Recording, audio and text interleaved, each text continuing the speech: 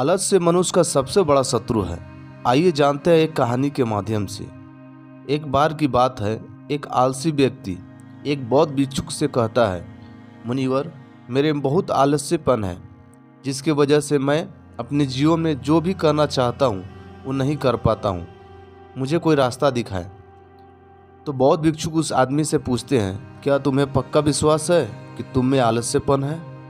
वह व्यक्ति कहता है, जी मुनिवर, केवल मैं ही नहीं, मेरे पूरे गांव के लोग कहते हैं कि मैं आलसी हूँ।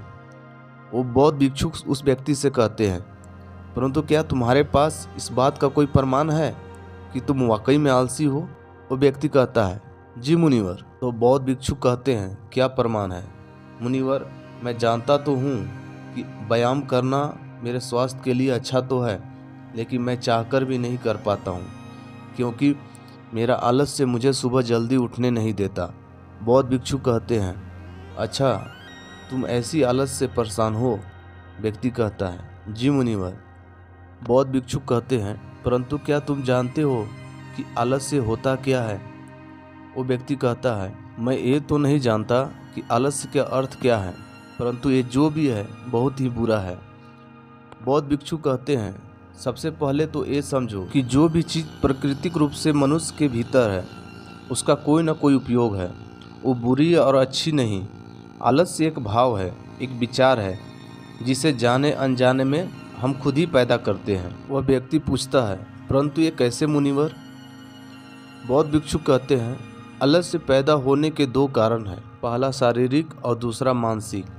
जब हम शरीर को कोई ऐसे भोजन देते हैं जिसके भीतर खुद का कोई जीवनदाता नहीं है, तब हमारे शरीर के भीतर आलस्य पैदा होता है, क्योंकि ये शरीर ऊर्जा से चलता है और जिस तरह की ऊर्जा हम उसे देते हैं यह उसी तरह का बर्ताव करता है। शरीर के भीतर हमारे अंदर आलस्य का दूसरा कारण है गलत तरह से बैठना, गलत तरह से चलना, गलत तरह से सोना।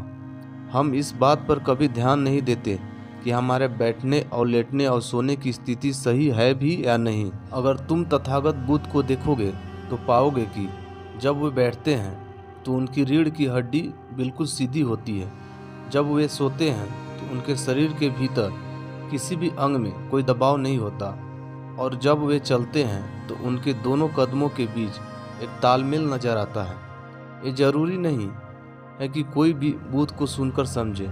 अगर कोई समझना चाहता है तो सिर्फ उन्हें ध्यान देकर भी बहुत कुछ समझा जा सकता है। अगर वीडियो अच्छा लगा तो प्लीज़ मेरे चैनल को ज़रूर सब्सक्राइब कर लीजिएगा।